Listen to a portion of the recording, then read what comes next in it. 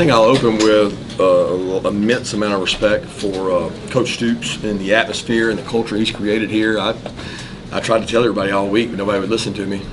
I know what this team's made out of. I know how tough he coaches. I know several of his coaches on the staff. I've known them for a long time. I have tremendous respect, and when they get disrespected like they did last week and they listen to it for a week, they come out ready to play. And I think our kids listened to that. I think they understood it, but I also think it's a tough environment to play in. I'm so proud of the resiliency our kids showed. They never flinched. We thought this would be a blow-by-blow game, and we talked all week about blow-by-blow, deliver more blows than them. And we said the first chop of the tree doesn't chop the tree down. It takes sometimes 272 axe chops, and it took every single one tonight to get the job done. What I will say is I'm proud of our team. I'm proud of our leadership. I honestly believe we won this game with culture, and the culture of our team never panicked.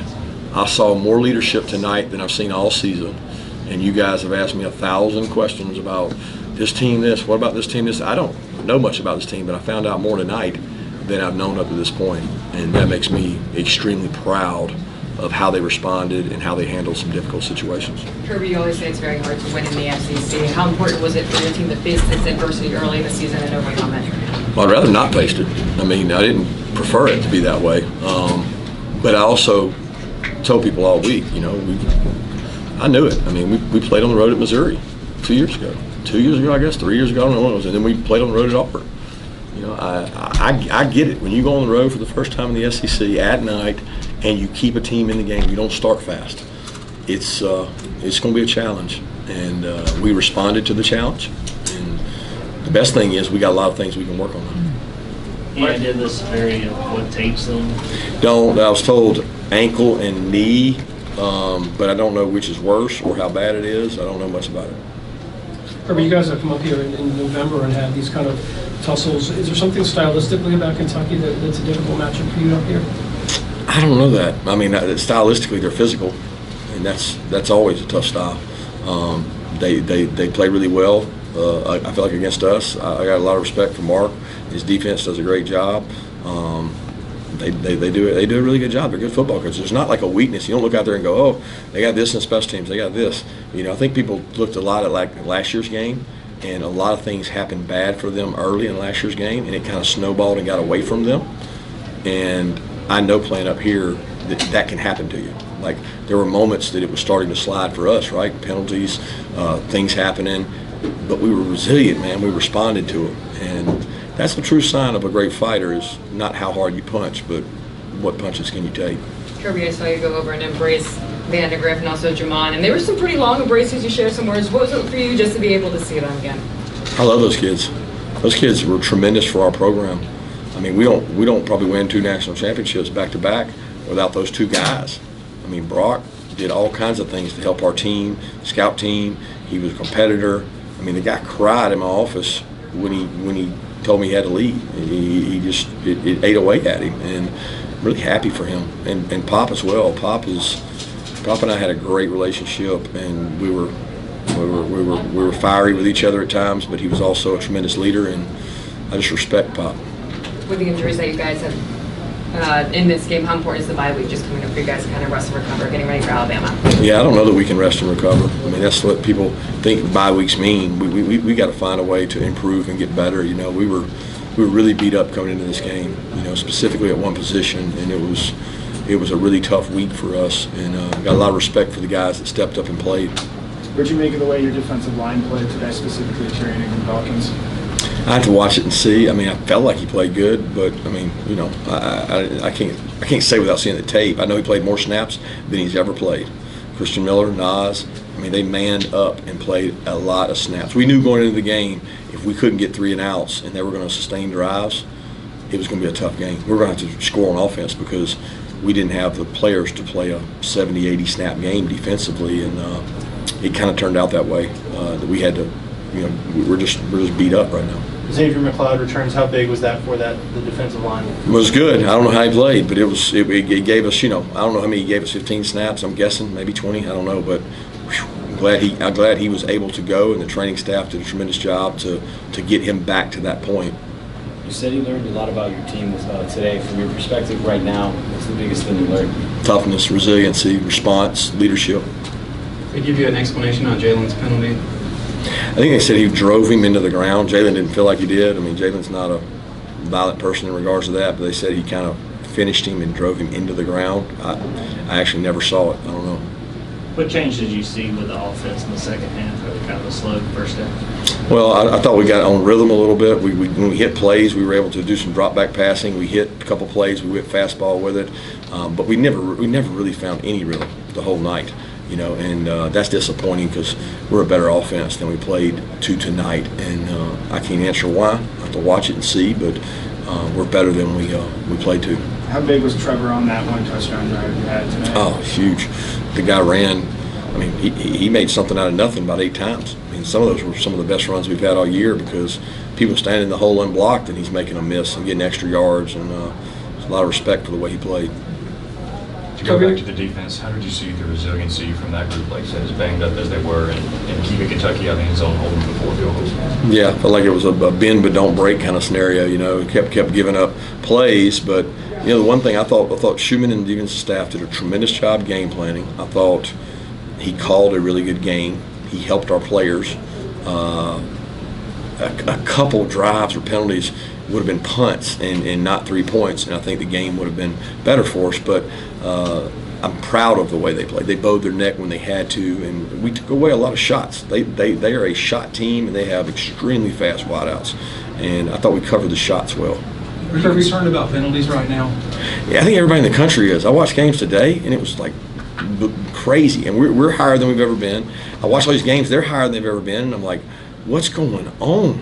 Like we have been a low penalty, smart team, and I can't figure it out. I don't know if it's the way it's being called. Is it being called tighter? Because everybody's got more, but we certainly got to reel it in some. What went into the decision to bring Daniel Harris here and then not play him, and how do you deal with that with the availability report?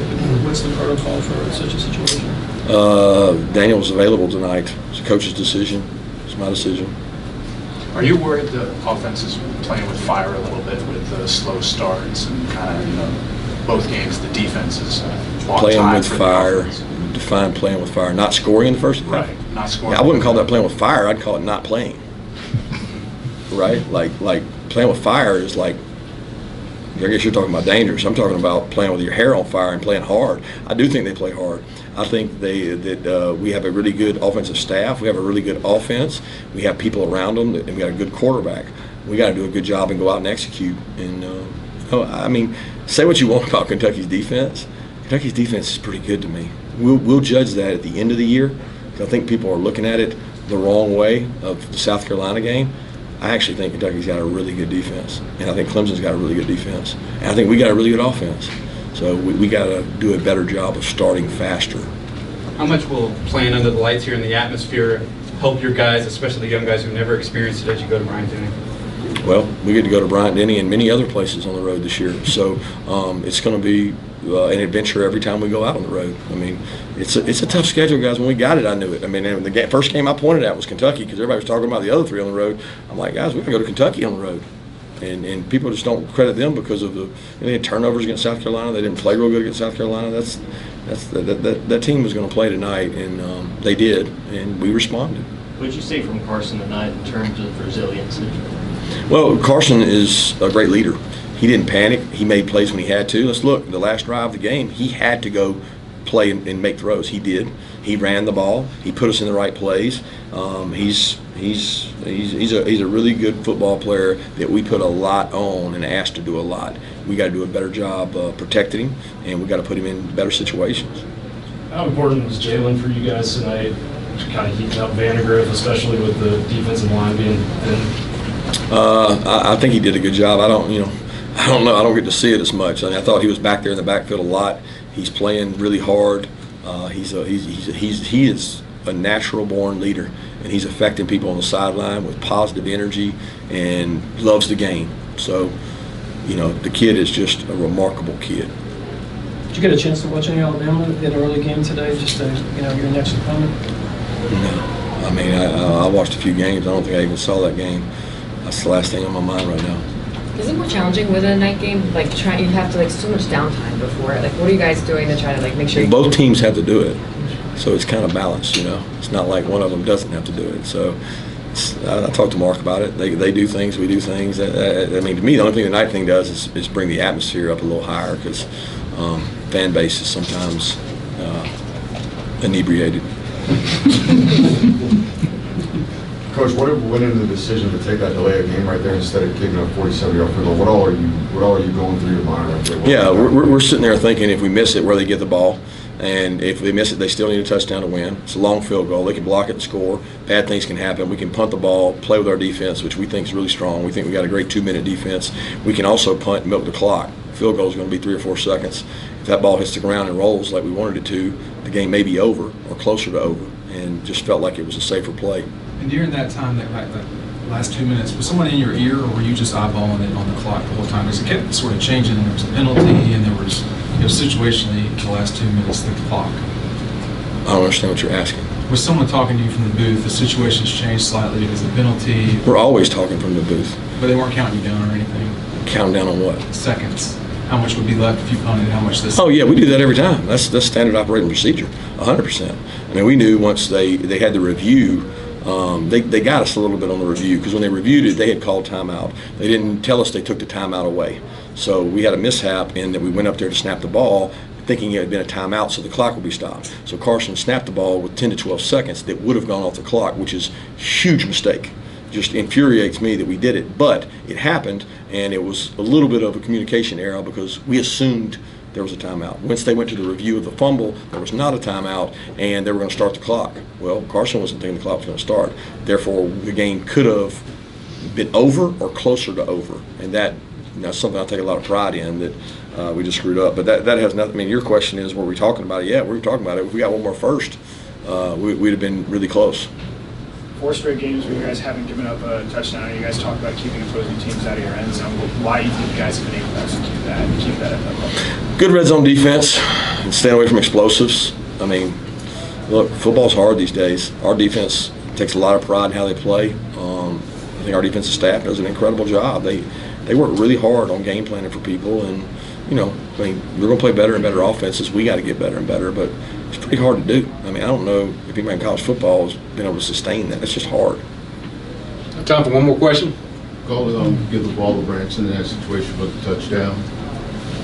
I mean, just what did you think you could get out of him? Well, it was a rotation. I mean, Trevor was tired. Trevor had driven down there, and I don't remember exactly the situation, but I think Trevor was gassed, and we stuck Branson in there, and he had a little juice. He made some people miss, and really physical run that I was really proud of. I mean, ETN played dinged up tonight, and just proud of the way he stuck it in there and played, and the other backs supported him because they can't all be in there, at the same time. So this is a big win for our program. I'm proud of our university, and we'll keep chopping and get better. That's the next step. Thanks.